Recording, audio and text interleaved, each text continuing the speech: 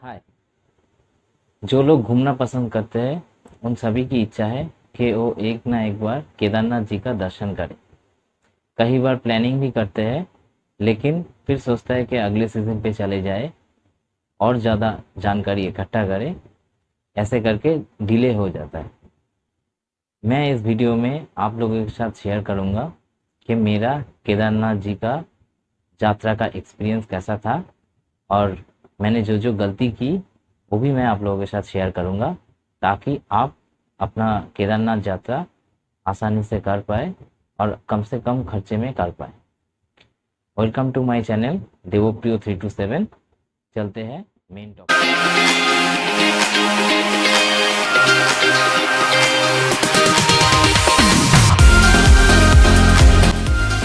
कहीं घूमने जाए तो सबसे पहले सवाल आता है कि खर्चा कितना होगा। वो मैं अभी आपको बताऊंगा, लेकिन पहले बात करता है कि आप कैसे वहाँ पे पहुँचे। और कुछ ऐसे चीज़ों के बारे में भी आपको जानना चाहिए जिसको अगर आप यात्रा के दौरान मेंटेन नहीं करेंगे तो आपका खर्चा जो है बढ़ जाएगा और आपके पास कोई ऑप्शन भी नहीं रहेगा।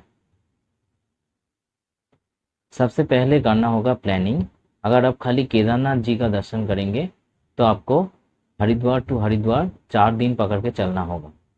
अगर आप इसके साथ कहीं और भी घूमना चाहे तो आपको एक्स्ट्रा कुछ दिन ऐड करना पड़ेगा।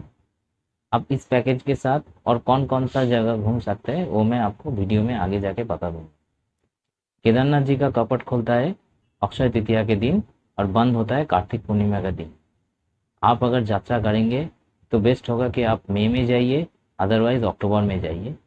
अगर आप अक्टूबर में अपना यात्रा करेंगे तो आपका ये बजट फ्रेंडली भी होगा और वहाँ पे होटल का ऑप्शन भी आपको ज़्यादा मिलेगा।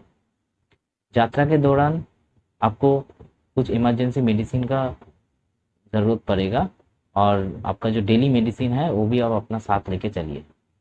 अपना ट्रिप में हमेशा एक दिन एक्स्ट्रा ऐड करके रखिए, क्योंकि पहाड़ी रास्ता है, कभी भी लैंडस्लाइड हो सकता है और आपका ट्रेन भी डिले हो सकता है।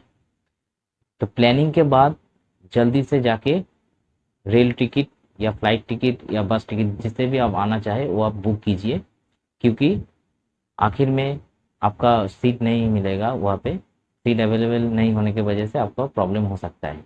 अगर आपको ट्रेन से जाना है तो आप आईआरसीटीसी के वेबसाइट में जाके विजिट कीजिए और अपने शहर से कौन सा ट्रेन हरिद्वार, ऋषिकेश या देहरादून तक आता है वो आप चूज़ कीजिए, और वहाँ पे आपको ट्रेन का टाइमिंग और उसका फेयर क्या है वो आपको पता चल जाएगा। अगर आपको फ्लाइट से आना है, मेक माई ट्रिप जाके विजिट कर सकता है। वहाँ पे आपको फ्लाइट का शेड्यूल के बारे में पता चलेगा, उसका टाइमिंग क्या है, उसका रेट क्या है, सारा कुछ आपको पता चल जाएगा। फ्लाइट से आने के लिए आप अपने शहर से देहरादून का जॉली ग्रैंड एयरपोर्ट या फिर दिल्ली एयरपोर्ट पे आ सकता है। फिर वहाँ से आपको बस या फिर ट्रेन से या फिर पर्सनल कार हायर करके आप हरिद्वार तक आ सकते हैं। एयरपोर्ट से रेल स्टेशन या बस स्टैंड पे जाने के लिए आपको अलग से कार हायर करना पड़ेगा। अगर आपको बस से आना है तो बस के लिए अपने शहर से आप बस पकड़ के हरिद्वार या ऋषिकेश पहुंच सकते हैं। हो सकता है आपको 2 या 3 बस चेंज करना पड़े। हरिद्वार तक टिकट बुकिंग के बाद हरिद्वार या देहरादून या ऋषिकेश जहाँ तक भी आप टिकट बुक करेंगे, उसके बाद आप हरिद्वार से सोनप्रयाग तक आने के लिए कौन कौन सी बस चलते हैं, उसका टाइमिंग क्या है और उसका प्राइस क्या है, ये आपको ऑनलाइन में जाके चेक करके पता चल जाएगा। redbus.in नाम का एक वेबसाइट है, वहाँ पे आपको ये सारा जानकारी मिल जाएगा। भले ही आप वहाँ से कोई टिकट परचेज ना करें, लेकिन आपको एक आइडिया हो जाएगा कि खर्चा कितना आता है और वहाँ का टाइमिंग क्या है और कब पहुँचेंगे। ये सारे चीज़ों के बारे में आपको पता चल जाएगा। हरिद्वार पहुँचने के बाद आप हरिद्वार बस स्टैंड पे जाइए और वहाँ पे जाके आप अगले दिन का बस बुक कर लीजिए। वहाँ पे आपको बहुत सारा ट्रैवल एजेंट का ऑफिस भी मिलेगा, वहाँ पे जाके भी आप बस बुकिंग कर सकते हैं। ठीक है। अगर आप पहले से ऑनलाइन पे चेक करके रखेंगे तो आपको आसानी होगा बस बुक करने में। हमेशा कोशिश कीजिए सुबह का बस पकड़ने के लिए, क्योंकि अगर आप सुबह का बस पकड़ेंगे तो आपको 2 फायदा है। एक तो आपको रास्ते में जाम कम मिलेगा और अगर आप जल्दी सोनप्रयाग पहुंच गए तो आपको वहाँ पे होटल का ऑप्शन भी ज़्यादा मिलेगा और हो सकता है आपका होटल का प्राइस भी कम लगे। अगर आप सुबह के 4 बजे से लेके 7 बजे तक का बस पकड़ते हैं तो फिर दोपहर के 3 बजे तक आप सोनप्रयाग पहुंच जाएंगे। आगे जाने के लिए आपको यात्रा का पास दिखाना होगा। अगर आप ऑनलाइन पहले से ही जनरेट करेंगे तो अच्छा है, नहीं तो आपको लाइन पे खड़ा होके यात्रा का पास बनाना होगा। अभी थोड़ा ध्यान से सुनिएगा। सोनप्रयाग पहुंचने के बाद अपना कम से कम सामान लेके ही आगे जाइए। आपका जितना भी ज़रूरत का सामान है वही आप कैरी कीजिए, बाकी सामान सोनप्रयाग के क्लॉक रूम में रख दीजिए। और कोशिश कीजिए सोनप्रयाग पहुंचने के बाद आप उसी टाइम पे गौरीकुंड के लिए रवाना हो जाए। अगर आप सोचेंगे कि अगले दिन सुबह आप गौरीकुंड जाएंगे तो आपको लंबी लाइन देना पड़ेगा और उसमें आपका टाइम वेस्ट होगा। मेरे साथ जो दादा थे उन्होंने मुझे एडवाइस दिया था, वो पहली बार जा रहा था मेरे साथ, तो उन्होंने बताया कि सोनप्रयाग पे ना रुकने के लिए। तो हम लोग गौरीकुंड पहुंच गए, जिसके वजह से हम लोगों का बहुत टाइम सेव हुआ, नहीं तो वहाँ पे लंबा लाइन लगता है।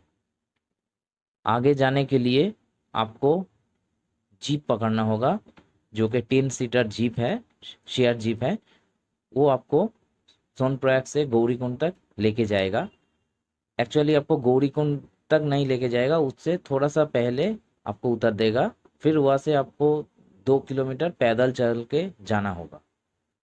यहाँ पे मैंने एक गलती किया था, मैंने अपना थोड़ा सा सामान ही खाली सोनप्रयाग में छोड़ा था और बाकी सामान लेके मैं गौरीकुंड पे आ गया। सोचा कि गाड़ी से आएंगे तो कोई प्रॉब्लम नहीं होगा, लेकिन मेरे पास एक सूटकेस था और उसको लेके चलने में बहुत प्रॉब्लम हो रहा था। वहाँ पे पिट्टू का भी बंदोबस्त है, लेकिन वो आपको कुछ भी चार्ज करेगा और उस टाइम में आपको देना भी पड़ेगा।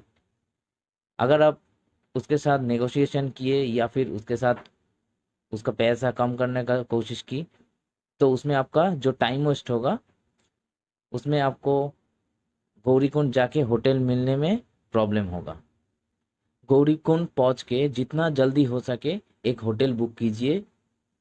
मेरे साथ एक प्रॉब्लम हुआ था, मैंने जब एक होटल चूज़ किया फिर सोचा कि अपना टीम के साथ बात कर लूँ उसके बाद बुकिंग करेंगे, तो वहाँ पे फ़ोन का नेटवर्क नहीं लगता है। तो मैं खाली जस्ट होटल से नीचे आया और अपना टीम से कंफर्म किया।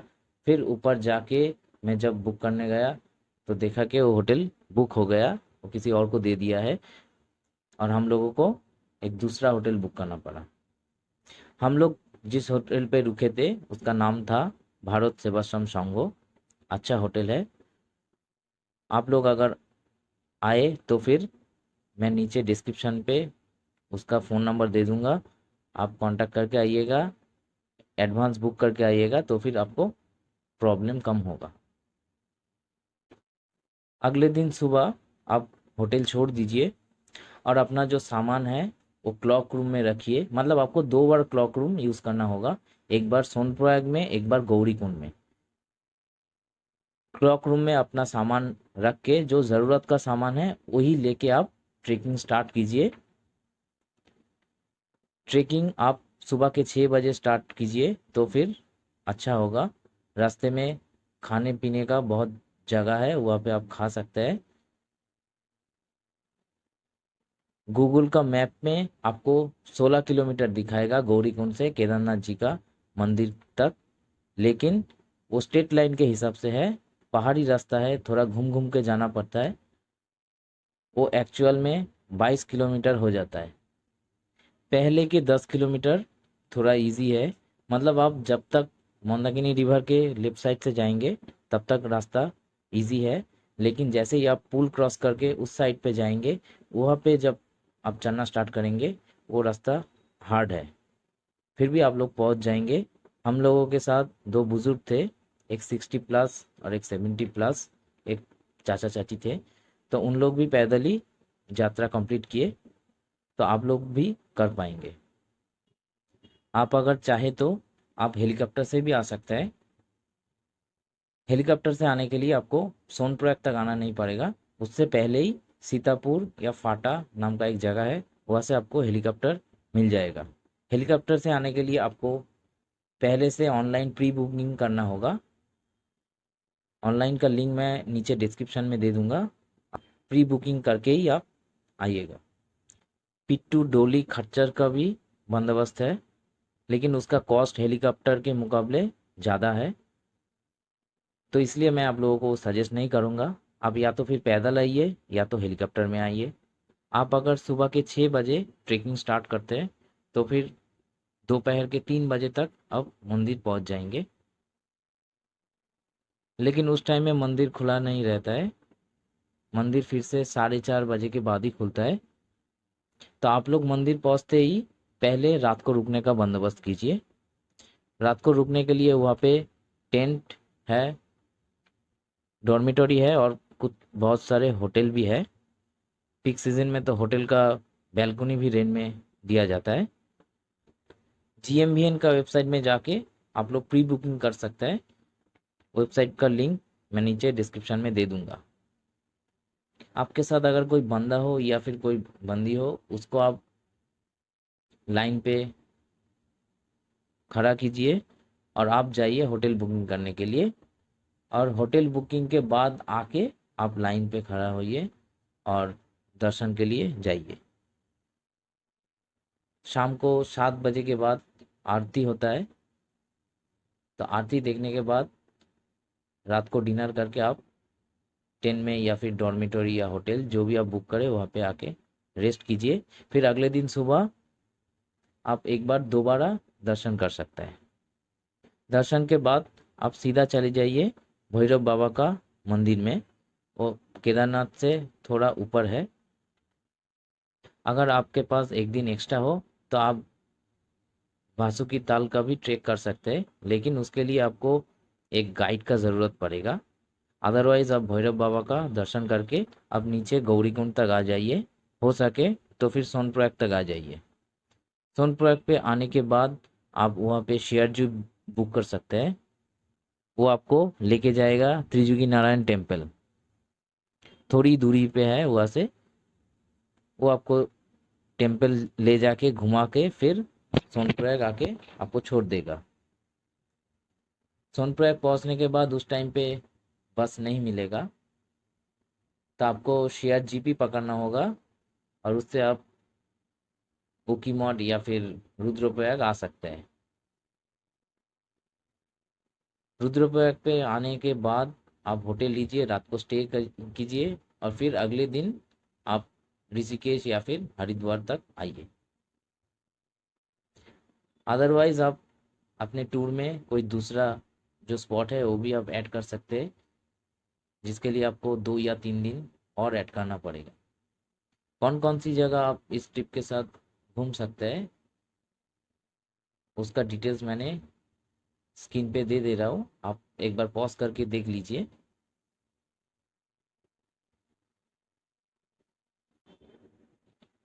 अभी कॉस्ट का बात करते हैं। ट्रेन से आना है तो आपको IRCTC का वेबसाइट विजिट करना होगा। वहाँ पे आपको करंट ट्रेन का फेयर और क्या टाइमिंग है आपको पता चलेगा। फ्लाइट के लिए मेक माई ट्रिप का वेबसाइट आपको विजिट करना पड़ेगा।